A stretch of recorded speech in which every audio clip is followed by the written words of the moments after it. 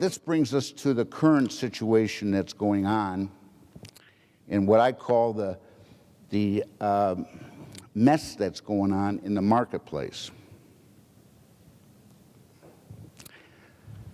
The following statistics tell it all. These statistics, I don't want any smart you-know-what raising their hand now.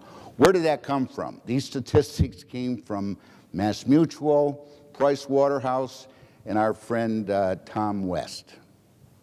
But here's what's happening in the marketplace out there. Because of the baby boomers coming into the marketplace, 1 out of 2 companies are going to change hands in the next 10 to 15 years. 1 out of 2 companies are going to change ownership in the next 10 to 15 years. 75% of the business owners out there don't have an exit plan. Only 25% of them have done anything at all about their personal planning, tax, financial planning, estate planning. 75% of the business owners who sell their company, 75% who sell their company are unhappy after they sell because of no planning or poor planning.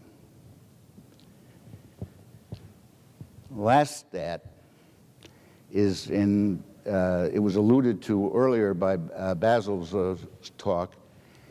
80% of those companies that put themselves up for sale don't sell, and the 2 main reasons are poor planning and value expectations.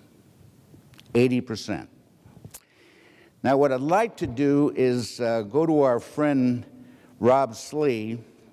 And how many of you get Rob's weekly newsletter that he puts out? Okay?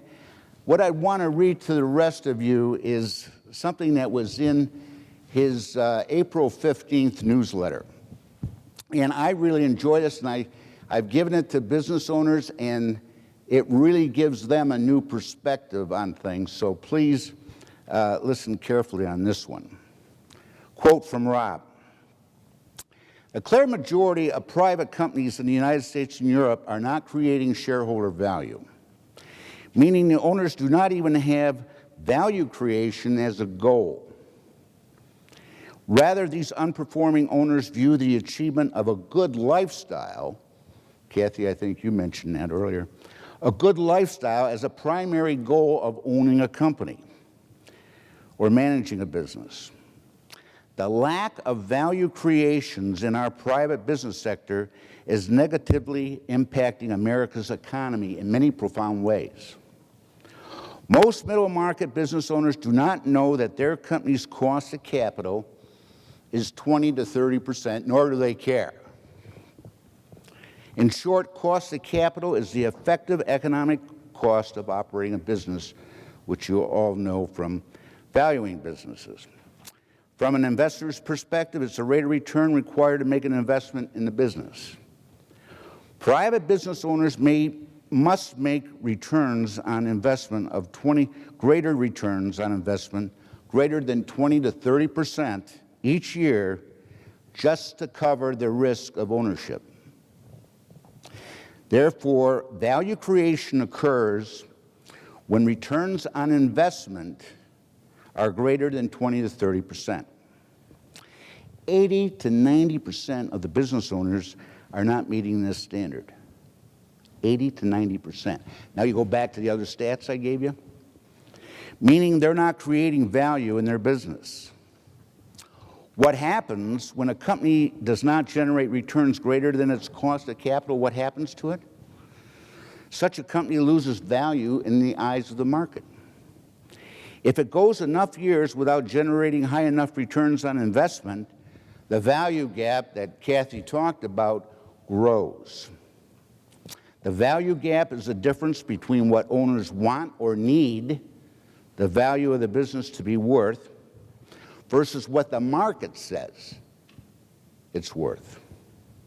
The longer the period a company goes without covering its cost of capital, the larger the value gap. Eventually, it's likely that such companies will have so little value, they'll just have to be shut down. And that's why roughly 80 to 90% of the companies in the U.S. cannot be sold for anywhere near the value the owners need or think they need. Now, you take the statistics I gave you, you take Rob's article, and I really encourage you, it's April 15th, I really encourage you to get that, because what these statistics tell us is that owners have to be educated. Owners have to be educated as to what's happening today in the marketplace. I rattled off a bunch of statistics, but there's some other statistics out there that I think Teresa will back up, that a great deal of their net worth is tied up in their business. So that even compounds things even more. So who's going to educate the business owner out there and get them focusing on creating value? Why, I hope it's the people in this room. Because you're going to have to start talking about planning and getting a good plan together.